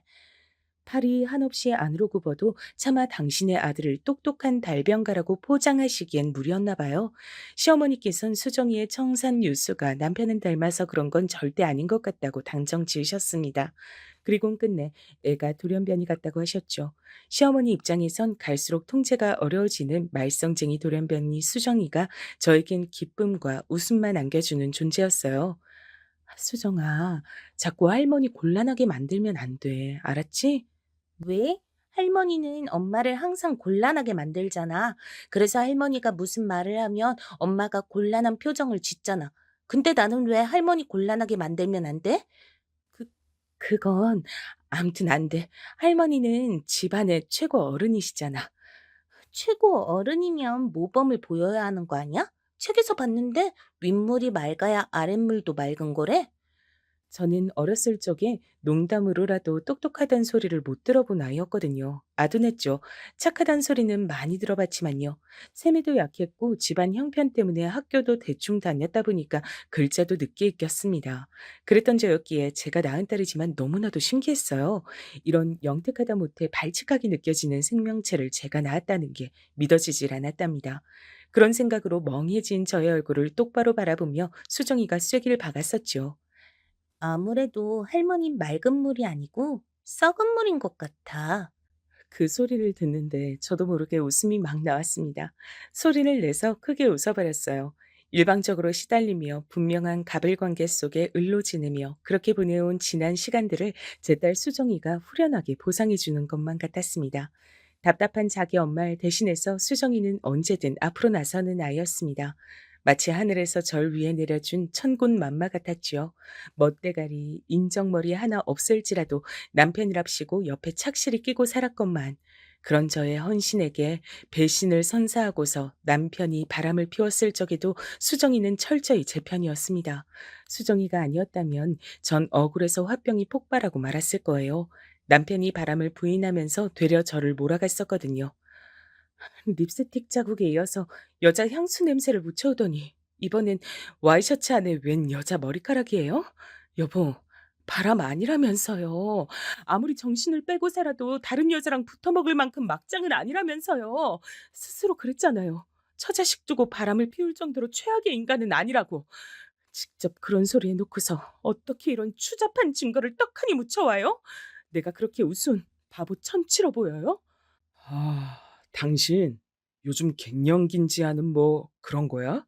나이가 들수록 왜 이렇게 사람이 예민해지고 포악해지고 눈에 뵈는 게 없는 것처럼 울어? 난 대체 왜 셔츠 안에 그런 긴 머리카락이 들어갔는지 모르겠고 난 결백하니까 그렇게나 혼자서 날 바람 피운 놈으로 몰아가고 싶어서 망상하고 싶다면 어디 마음껏 해봐. 그런다고 해서 내 결백함이 사라지는 건 아니니까. 당신은 혼자 망상 실컷 하면 돼. 그런 거 참다가 정신병원 가는 것보단 낫지. 안 그래? 정신병원? 여보, 어떻게 바람을 피운 사람의 입에서 망상이란 소리가 나올 수 있어요? 나한테 조금도 미안하지도 않나 봐. 당신이 그러고도 자식을 둔 애아빠라고 할 수 있어? 의부증 환자가 따로 없네. 제발 정신 좀 차려. 슬슬 당신의 이런 의심 지겹다 못해서 짜증이 나려는 참이니까 홧김에 정신병원에 넣어버리는 수가 있어. 저는 남편이 그렇게 나오니까 덜컥 겁이 나서 무서워졌어요. 꼼짝을 못했죠. 제 친정은 힘이 없었고 전 항상 덜 아픈 손가락 취급받는 자식이었기 때문에 그 어떤 원조나 비호도 받아본 일이 없었습니다. 궁지에 몰리는 이런 순간에 도움이나 조언을 청할 곳도 없었어요. 그러나 그때 나서준 것이 바로 제 딸 수정이었습니다. 아빠, 그렇게 발뺌하셔도 소용없어요. 사실 엄마하고 저 이미 다 알고 있어요. 아빠가 상습적으로 바람 피우신 거. 왜냐면 엄마가 심부름센터에 일을 맡겨서 아빠 뒷조사에 들어갔었거든요. 그래서 진작에 다 알고 있었어요. 증거도 더 가지고 있었고요. 뭐라고? 심부름센터? 내 뒷조사? 네 엄마처럼 간이 콩알 만한 여자가 설마니 진짜로? 수정이의 거짓말에 제가 깜짝 놀라고 있는데 남편은 더 놀라서 뒤집어지려고 하더군요. 그때 눈이 마주친 수정이가 저한테 얼른 윙크를 보내왔습니다. 그래서 전 그런 게 아니라는 말도 못하고 우물쭈물하고 있었어요. 그런데 남편이 다 이실직고를 한 겁니다. 오라, 그래. 진작 알고 있었단 거지? 그래 놓고서 일부러 날 가만히 지켜본 거야? 내 입으로 실토하길 기다리면서? 맞아. 당신이 아는 그대로야. 그 여자들하고 내가 돌아가면서 3년 넘게 바람 피웠어. 근데 진지한 감정인 것도 아니었지만 당신은 이런 것 하나도 이해를 못 해줘? 어디서 여자가 건방지게 심부름센터 같은 걸 이용할 생각을 해? 3년 넘게 바람을? 한 명도 아니고 여럿하고? 예상은 했지만 훨씬 더 추잡한 사람이었구나. 나 이제 어떻게 당신 얼굴 보면서 한 집에서 살아야 하는지 모르겠네요. 그게 무슨 소리야? 진작에 다 알고 있었단 거 아니었어? 왜 지금 한 것처럼 충격을 받아? 설마 수정이 네가 말을 지어낸 거였어? 이런 괘씸한 것? 실토를 한 남편은 그제서야 함정에 빠졌던 걸 눈치챘지만 수정인 꼼꼼하게 녹음까지 해낸 뒤였죠. 걸핏하면 남편에게 성격이 이상하다느니 의부증 환자 같다느니 이런 소리를 들어온 제 속이 다 후련해지는 순간이었어요. 저는 왜 여태까지 이런 기발한 방법 하나를 떠올리지 못하고 제초도 못했을까 싶어 솔직히 말하자면 제 딸 수정이 앞에서 민망하고 면목이 없기도 했습니다. 우리 수정이 덕분에 속 시원하게 진상을 알게 됐네. 고마워. 우리 딸이 아니었으면 엄마는 또 억울했을 거야. 엄마, 이번엔 이혼할 거지? 뭐? 이혼? 글쎄, 우리 수정이 아직 대학도 안 갔는데 어떻게 엄마가 이혼 생각을 할 수 있겠어. 그건 나중에 한번 생각해 볼게. 나중에? 언제? 엄마 다 늙고 나서? 그럼 무슨 소용인데? 엄마, 자식 위해서 참고 사는 거, 그거 자식 위하는 거 아니야. 엄마가 안 행복한데 그 모습 보면서 자식이 어떻게 행복할 수가 있겠어? 맨날 할머니는 엄마 욕하고 깔보고, 아빠는 엄마 무시하고. 이게 정상이야? 그런데도 엄만 속 시원히 대꾸 한마디 못하고 꾹 참으면서 사는 거, 그렇게 사는 거 맞는 거냐고. 난 싫어. 엄마가 하루라도 빨리 자유롭게 살았으면 좋겠어. 나도 아르바이트 열심히 하면 되니까 나 키운다고 돈 들어갈 걱정 너무 하지 말고 그냥 엄마 편한 대로 하면 안 돼? 수정이가 작정하고 제 앞에서 이혼 얘기를 꺼냈을 때 전 주책스럽게도 눈물이 흘렸습니다. 전 그토록 나약한 엄마였어요. 딸이 꺼낸 이혼 이야기 앞에서 울기나 하다니. 이렇듯 엄마 자격이 없는 제가 수정이처럼 영민한 아이의 엄마여도 되는 것인가 싶었습니다.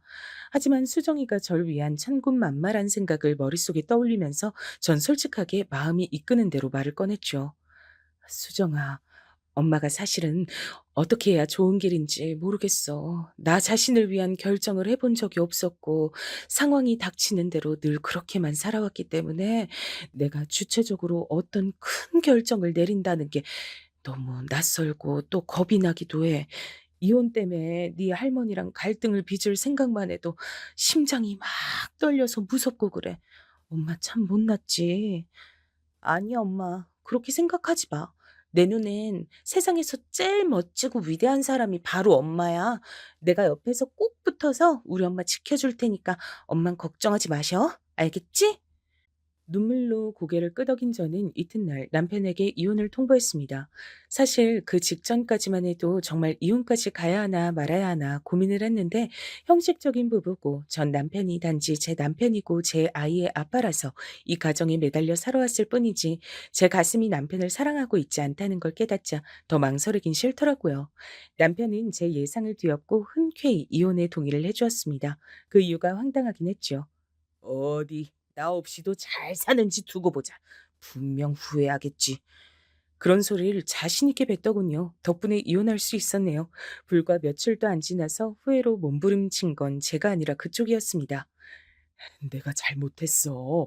먼저 이혼하자고 한 게 괘씸해서 홧김에 응했는데 내 본심은 그게 아니었어. 이혼할 생각은 추호도 없었다고. 우리 다시 합치자. 나 이제 바람도 안 필게. 집안일도 도울게. 수정이한테도 신경 좀 쓰고 그럴게. 어? 이미 떠나간 버스에다가 손을 그렇게 흔들어봤자 뭘 하겠나요. 버스는 이미 다른 정류장으로 갔어요. 저를 찾아와서 용서를 비는 전 남편의 모습을 보며 저는 묘한 승리감을 맛봤죠. 수정이가 아니었다면 평생 못 느껴봤을 기분이었습니다. 저란 여자가 설마 전 남편 앞에서 말을 그렇게 초연하게 뱉으며 거절을 할 수 있을 거라곤 그 이전엔 상상도 못 해본 바였어요. 심장이 막 떨렸으나 기분만은 상쾌했네요. 구질구질하게 매달리던 전 남편은 그렇게 떨쳐냈는데 관건은 전 시어머니였습니다. 건방지게 우리 아들한테 먼저 이혼장을 날렸길래 객기를 부리나 했더니 그게 아니라 진짜로 진심이었어? 수정이하고 둘이 살겠다고 얻은 이 원룸 꼬라지를 보니까 너무 가짜나서 말문이 막힐 지경이구나. 저희 둘이 짧게 살기엔 더없이 괜찮은 곳이에요. 그건 네 생각이지. 수정이가 이제 내일 모레면 성인인데 이딴 코딱지만한 데서 사는 게 말이나 되니? 구질구질한 네 수준에 맞춰 네가 자식도 끌어내리는구나. 처음부터 너는 수준이 영 아니었지. 그래도 순박하게 생겨먹어서 말은 잘 듣고 애는 잘 낳게다 싶었는데 못 하나 들어맞지를 않았으니 너만 아니었음 우리 아들은 괜찮은 여자와 결혼해서 나한테 손자도 둘 셋쯤 안겨줬을 텐데 너 때문에 모든 게 틀어졌어. 애초에 네가 화근이었어. 말씀을 이어갈수록 분에 차셨던 건지 시어머니께선 화가 나서 몸을 떠시더니 제 뺨을 때리셨어요. 몸에 새겨진 시어머니에 대한 공포로 전 굳어버렸고 한 번 더 제 뺨을 때리시는데도 방어하지 못했죠. 두 번째로 맞은 제가 방바닥에 주저앉자 시어머니께선 그대로 제 머리채를 잡고 흔드시며 소리를 지르셨어요. 전 무서워서 몸을 떨며 이리저리 휘둘리고 있었습니다. 그리고 바로 그때 수정이가 집으로 왔던 거예요. 시어머니께선 깜짝 놀라서 멈추셨고 제가 슬쩍 뜬 눈으로 본 광경은 수정이가 거침없이 다가와서 시어머니의 뺨을 후려치는 것이었습니다. 수정아, 네가 어떻게 이 할미의 뺨을... 내가 분명히 경고하는데 한 번만 더 우리 엄마 때리면 내가 진짜 당신 가만 안 둘 거야. 그리고 나 당신 손녀 아니야. 난 그냥 우리 엄마 딸이야. 그러니까 나한테 아는 척 하지 마세요. 충격에 빠진 시어머니께서 힘없이 돌아가던 그 뒷모습은 평생 잊혀지지 않을 장면이었습니다. 전 수정이를 끌어안고 고맙고 미안하고 속상해서 그날 펑펑 울었죠. 제가 아무래도 제 인생의 구원자를 직접 낳은 것 같다는 생각밖엔 들지 않았던 것 같아요. 공부도 잘했던 제 딸 수정이는 대학도 혼자서 갔습니다. 제가 돈을 대주지 않았는데도 장학금을 받고 입학을 했어요. 그 정도로 대견하고 대단했어요. 저도 엄마로서 딸에게 도움을 받기만 할 게 아니라 뭔가를 해주고 싶은데 수정이가 도무지 그럴 기회를 안 내어주더라고요. 이혼하고 7년 만에 좋은 감정으로 만나는 상대가 생겼을 때도 수정이가 적극적으로 밀어줘서 제가 용기를 낼 수 있었습니다. 재혼 목적도 아니고 그냥 서로 의지할 친구가 생긴 좋은 거잖아. 엄마, 난 굳이 망설일 이유가 없다고 봐. 수정이가 그렇듯 편하게 말을 해주지 않았다면 저는 좋은 상대를 놓쳤을 거예요. 저희 모녀를 아는 사람들은 입을 모아서 말했습니다. 딸이 최고라고, 딸을 정말 잘 키웠다고요. 그만큼 나무랄 데 하나 없는 제 딸 수정이는 근무처가 이동돼서 다른 지역에서 지내며 일을 하게 됐어요. 매일 밤마다 저에게 잘 자라는 인사를 남기던 수정이었기에 늘 이어진 기분으로 쓸쓸하지 않게 지냈습니다. 얼른 이쪽으로 돌아오라는 말이나 제가 그쪽으로 가겠다는 말을 설득 할 순 없었어요. 수정이에게 결혼을 생각하는 남자친구가 생겼기 때문입니다. 전에도 잠깐 알던 사이였는데 당시엔 흐지부지 됐다가 이번에 정식으로 만나게 된 거라 서로에 대한 확신이 있다 그랬습니다. 수정이가 일하던 그 지역은 남자친구의 고향이기도 했습니다. 자기 예비 시댁이 그쪽에 있으니까 수정이는 그곳에 의지를 많이 하면서 지내게 됐어요. 이미 자연스럽게 결혼 얘기가 오간 지 오래였고요. 보통 똑부러지는 딸이 아니었기 때문에 전 수정이가 마음먹은 결혼이라면 무조건 찬성이었습니다. 제가 못난 엄마라서 수정이에게 외가 친척이란 인맥을 만들어주지 못했고 친가는 애초에 글러먹은 곳이었으니 이제 자기 예비 시댁이 생겨 무척 다행이라 생각했어요. 가족이란 울타리가 인생을 살다 보면 정말로 중요하게 작용을 하잖아요. 그러니까 수정이에게도 그런 것이 튼튼하게 생겼단 것이 반가웠습니다. 그때까지만 해도 그렇게 믿었죠. 튼튼한 울타리라고요. 제가 수정이 책임지고 평생 행복하게 만들어주겠습니다. 믿고 맡겨주십시오. 제 앞에서 그렇게 외치던 예비 사위의 모습도 든든해 보였습니다. 아주 듬직한 사내였어요. 20대 중반까지 운동선수였다가 부상을 당해서 그만뒀다고 하더라고요. 체격이 무척 좋았고 얼굴을 웃는 인상이었습니다. 결혼에 대해 이런저런 대화를 자주 나눈다고 하는 두 사람, 그리고 자기 예비 시댁과 이미 좋은 사이로 잘 지내고 있는 수정이의 모습, 이런 것들이 저를 딱히 걱정할 것 없이 마음을 놓게 만들었습니다. 워낙 알아서 잘하는 제 딸 수정이가 어련히 알아서 잘 진행할까 싶었네요. 전 그저 수정이가 하자는 대로만 따르면 될 거라고 생각하며 지냈어요. 그러다 슬슬 상견례 날짜부터 일단 잡자는 얘기가 들려왔고요. 그때 일이 발생했던 겁니다. 수정아, 이번 주말에 올라와. 엄마가 장조림 해줄게. 웬 장조림? 엄마, 나 그거 싫어. 예전에 할머니가 장조림 국물 팍팍 졸이라고 하면서 엄마 등짝 때렸던 거 생각난단 말이야. 어머, 그랬어? 우리 딸은 기억력도 좋아. 그리고 그런 걸 아직도 마음에 담아두고 있어? 엄만 진작에 다 털어버렸는데. 난 우리 엄마 괴롭게 한 것들은 하나도 안 빼먹고 다 기억해. 내가 두고두고 이를 갈며 살 테니까 우리 엄마 편하게 다 털어버려도 괜찮아. 아, 엄마, 나 이제 전화 끊어야겠다. 왜? 우리 딸이 벌써 잠들 시간은 아닌데 이제 씻으러 들어가려고? 아니, 그게 아니라 대석이 오빠가 간만에 운동하던 얘 친구들 만나서 술 한잔한다 그랬거든? 근데 내가 너무 보고 싶어졌나 봐. 집으로 들어가기 아쉽다고 나 보러 온다 그러더니 지금쯤 거의 도착했을 것 같아. 앞에 내려가 보려고. 난 대석이 오빠랑 시간 보내다가 잘 테니까 엄마도 좋은 꿈 꾸셔. 이번 주말에 올라갈게. 수정이가 예비 사위와 알콩달콩 잘 지내는 모습에 저절로 흐뭇한 미소를 지으며 전화를 끊었을 때까지만 해도 몰랐어요. 상상도 못했습니다. 그 통화가 끝나고 불과 몇 분 후 참담한 일이 벌어질 줄 알았다면 전 수정이에게 절대 집 앞에 나가보지 말라 그랬을 겁니다. 전화를 끊는 일도 없었을 거예요.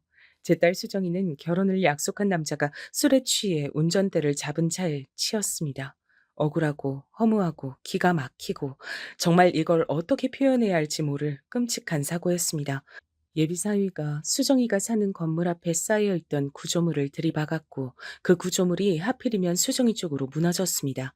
불쌍한 제 딸 수정이는 양다리가 구조물에 깔려 크게 다쳤어요.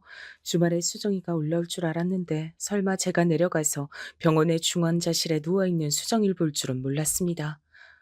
수정아, 아, 안 돼. 우리 딸 운동하는 걸 좋아해서 신발을 몇 켤레씩 사서 모으던 너였는데 네가 절망에 빠져서 못 일어날까 봐 난 그게 무섭다. 수정아, 불쌍한 우리 딸 어떡하면 좋아?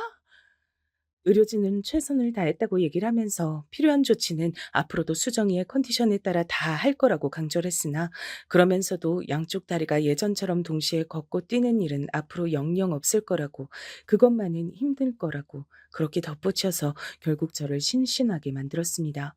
수정이는 성격만큼이나 움직이는 것도 활동적인 아이였어요. 소심한 자기 엄마하고는 판이하게 달라서 테니스도 잘 치고 등산도 곧잘 하던 인물이었습니다. 결혼하고 나면 아이를 가지기 전에 마라톤에도 정식으로 도전해 볼 거란 얘기도 했었어요. 그런 수정이의 제잘거림을 전 다 기억하고 있는데 제 딸의 두 다리가 이제 영원히 동시에 움직이는 모습을 볼 수 없게 됐다는 것이 믿어지지가 않았습니다. 끔찍해도 너무 끔찍했어요. 수정이가 눈을 뜨는 순간이 오는 것조차 두려웠습니다. 죄송합니다. 죄송합니다. 죄송하단 말씀밖엔 드릴 게 없어서 미치겠습니다. 제가 당연히 끝까지 수정이 책임지고 가겠습니다. 제가 평생 옆에 끼고 살겠습니다. 죄송합니다. 음주운전으로 그런 사고를 벌인 예비사위는 얼굴이 완전히 상해 있었습니다. 마음 같아서는 당연히 예비사위의 꼴도 보기 싫었어요. 멱살을 잡아 흔들고 수정이의 다리를 돌려놓으라고 하고 싶었습니다. 하지만 수정이에게 선택을 맡겨야 할 것 같아 꾹 참았습니다. 다 무슨 소용인가 싶기도 했고요. 간신히 눈을 뜬 수정이는 자기 다리 상태부터 면밀히 파악에 들어가더군요. 그리고 두 번 다신 이전처럼 지낼 수 없다는 사실을 인지했습니다. 저는 그렇게 허망한 눈빛으로 우는 수정이의 모습을 본 일이 없었습니다. 수정이는 병실의 천장만 바라보며 하염없이 울었어요. 그런 수정이의 옆에서 저도 울고 있었습니다. 그리고 저는 예비사위가 수정이를 평생 책임지고 안고 가겠다는 입장을 밝혀왔다는 것도 상세히 알려줬죠. 예비사위는 죄책감이 너무 고통스러워서 차마 병원에 발도 못 들이겠다고 하면서 수정이를 보러 오지 않은 상태였습니다. 수정이가 의식을 되찾았고 컨디션도 올라오고 있으니 예비사위가 이제 방문을 할 때가 됐다고 그렇게 생각을 하던 참이었어요. 수정이의 예비시댁, 그러니까 저에겐 예비 사돈댁 사람들이 오더니 미친 소리를 늘어놨습니다. 죄송합니다. 수정이 너무나도 영특하고 좋은 아이예요. 저희도 잘 알아요. 하지만 자식 새끼가 우선입니다. 이런 결혼으로 우리 아들 발목을 잡게 할 순 없어요. 결혼은 없던 일로 했음 합니다. 저기, 이보세요. 제 딸은 한쪽 발목이 으스러졌는데 발목을 잡지 말란 소리를 어떻게 하시나요, 지금? 제가 옳게 들은 건지 헷갈릴 지경이네요. 설마 이렇게나 양심 없는 집안이라고는 생각하지 않겠습니다. 저희 가족을 욕하고 손가락질 하셔도 할 말 없어요. 하지만 우리 아들 앞길 위해서라면 그 어떤 욕을 먹더라도 감수할 수 있습니다. 저도 수정이가 너무 안 됐고 미안하지만 어쩔 수 없는 건 어쩔 수 없는 거예요. 우리 아들보다 우선일 수는 없어요. 죄송합니다. 우리 아들이 멀쩡한 사람과 새로 인연 맺고 잘 살 수 있도록 그렇게 해주고 싶어요. 저는 예비 사돈댁 입에서 나온 우리 아들이란 말을 듣자마자 절 피마르게 만들었던 전 시어머니 그분이 떠올라서 머리가 어지러웠습니다. 역겨운 기분이 들어서 당장이라도 헛구역질을 하고 싶은 걸 꾹 참고 간신히 입을 열었어요. 우리 불쌍한 수정이, 제 딸, 그쪽 잘난 아들께서 술 처먹고 운전만 하지 않았어도 이런 일 당하지 않았을 거예요. 그런 억울한 사고로 한쪽 다리는 완전히 제 기능을 상실하게 된 지 이제 2주일도 채 안 지났습니다. 그런데 제 앞에 와서 어떻게 그런 소리를 하세요? 사람이라면 그러시면 안 되죠. 그럴 순 없는 거죠. 지금도 제 딸은 결혼을 약속한 자기 약혼자만 기다리면서 다리 통증 참아가며 병실에 누워 있는데 그렇게 착한 아이한테 자기 다리 그렇게 만들었어도 결혼할 상대라며 품에 안고 가려는 아이한테 어쩜 그리 잔인하게 구십니까? 우리 아들도 충격이 커서 지금 일상생활이 힘들 지경이에요. 우리 아들도 따지고 보면 피해자라고요. 암튼 뜻은 전달했으니 알아들으셨을 거라 믿습니다. 이보세요. 이렇게 가시면 어떡하나요? 제 딸은 보고 가셔야죠. 왜? 직접 얼굴을 보고 미안하다고 잘못했다고 사과도 하지 않는 거야. 이 양심 없는 사람들아. 황급히 사라져간 예비 사돈댁의 뒷모습을 보며 제가 절망감에 울었습니다. 설마 예비 사위가 수정이가 깨어난 이후로 한 번도 병문안을 안 왔을 때부터 불안하긴 했으나 이럴 줄은 몰랐습니다. 그 가족들도 한마음 한뜻으로 파혼을 원하고 수정이를 무참하게 버릴 줄은 몰랐습니다. 저는 수정이에게 무슨 말을 전해야 할지 난감했어요. 근데 병실에 들어가서 마주한 수정이의 얼굴을 보고 이미 상황 파악을 다 마쳤다는 걸 눈치챘습니다. 수정이는 이미 다 느끼고 있었던 거예요. 엄마, 대석이 오빤 안 오지? 그쪽 식구들도 아무도 안 오는 거 맞지? 조용히 묻는 수정이의 목소리 앞에서 전 벼락이라도 맞은 것 마냥 몸을 떨며 아무 대답도 참아 못했습니다. 그것으로 충분히 답이 됐는지 수정이는 공허하게 눈물을 흘릴 뿐이었어요. 충격을 받은 모습에 제 가슴이 찢어졌습니다. 자기 예비 시댁이라 생각해서 수정이가 그 집에 자주 연락을 하고 과일도 사가고 빵도 사가고 이런저런 얘기를 다 나누고 재산 얘기도 하고 그랬다는데 이미 며느리라 다름 없었는데 어떻게 이런 잔인한 배신을 당한단 말입니까? 사고의 원흉이 그쪽에 있음에도 다리가 불편한 며느리는 맞기 싫다는 그 집안 사람들의 이기심이 한없이 역겹게 느껴졌습니다. 치사하고 비겁한 예비 사위는 얼굴도 비추지 않았어요. 바로 그 점이 늘 당당하고 자신감이 넘쳤던 수정이의 고개를 떨구도록 만든 것 같았습니다. 결혼을 바라보던 남자에게서 설마 그렇게까지 외면을 받을 줄은 몰랐던 거예요. 아픈 다리를 붙잡고 눈물을 흘리는 수정이의 모습을 보며 전 결심했습니다. 엄마가 되어가지고서 늘 딸에게 받기만 해왔는데 이제야 제가 진정으로 나설 때인 듯 싶었어요. 제가 나서서 제 딸 수정이를 위해 행동을 띄었습니다. 수정아, 이제 그만 울자. 네 눈물이 아까워, 응? 나도 울기 싫어. 근데 눈물이 나오는 걸 어떡해. 내 자신이 너무 바보 같아. 평생 나만 위할 것처럼 떠들었던 그놈의 가식적인 주둥이를 확 찢어버리고 싶은데 그럴 수가 없잖아. 그럴 힘이 없잖아. 이대로 당하고 버려져야 한다는 게 분하고 억울해서 눈물이 나와. 내가 멍청해서 잘못된 사랑을 했나 봐. 엄마한테도 너무 미안해. 너는 잘못 없어. 잘못은 그쪽에서 한 거야. 수정아, 조금만 기다려. 엄마가 반드시 복수해 줄게. 제품에 안겨 엉엉 웃는 동안 수정이는 제 말이 진담인지 몰랐습니다. 하지만 전 이튿날 곧장 실행에 들어갔어요. 예전에 수정이가 제 전남편을 향해서 심부름 센터란 걸 운운했던 때가 기억났습니다. 그래서 사람들을 고용하기로 했어요. 바람잡이 역할 해줄 사람들이 필요한데 이런 것도 해줄 수 있나요? 술자리를 좋아하는 어떤 남자 곁에 가서 부추기는 게 중요한 일이에요. 보수는 원하시는 만큼 맞춰드리겠습니다. 제 하나뿐인 딸의 복수예요. 꼭 성공해야 합니다. 사랑하는 사람을 위해서 움직일 때는 아무 망설임도 뒤따르지 않는다는 걸 전 깨달았습니다. 제가 원하는 상황을 유도하고 만들어줄 인력들을 구하는 동안 전 복수심에 불타올랐을 뿐 조금도 그만둬야겠다는 생각이 들지 않았거든요. 예비사위는 수정이에게 너무 미안해서 병문안도 못 오겠고 얼굴도 못 붙이겠다고 하더니 자기 가족들 뒤로 숨어서 파혼을 통보하고 친구들을 만나고 멀쩡히 일도 다니고 심지어 술자리도 가지면서 너무나도 잘 지내고 있었습니다. 그 근황에 헛웃음부터 났죠. 수정이는 다리 통증 때문에 잠도 제대로 못 자고 있는데 그리고 그보다 더한 마음의 통증으로 힘들어하고 있는데 가해자만 행복한 세상이 참으로 부조리하다 느꼈습니다. 직접 나서지 않으면 처단이 안 되겠더군요. 술자리를 워낙 좋아하는 예비사위의 성격을 이용해 바람잡이들을 고용했어요. 일부러 예비사위에게 비싼 술을 한턱 쏘는 것처럼 상황을 만들었습니다. 예비사위는 난데없이 옆 테이블 사람들이 자기한테 비싼 양주를 쏘니까 이게 웬 떡이고 행운이냐 싶어서 앞뒤 가리지 않고 신나게 마셔댔고요. 비싼 양주는 도수도 높았습니다. 술에 기분 좋게 취한 예비사위는 술자리에서 이런 소리도 떠들었다고 해요. 나 때문에 창창한 앞길 박살이 난 어느 불쌍한 여자를 위해 건배. 내가 한 여자의 인생을 나락으로 떨어뜨린 진짜 상남자 중에 상남자라 이겁니다. 진짜 백이 남자라면 여자 인생 망쳐놓은 걸 훈장으로 생각하고 어깨에 힘 주면서 살아야죠.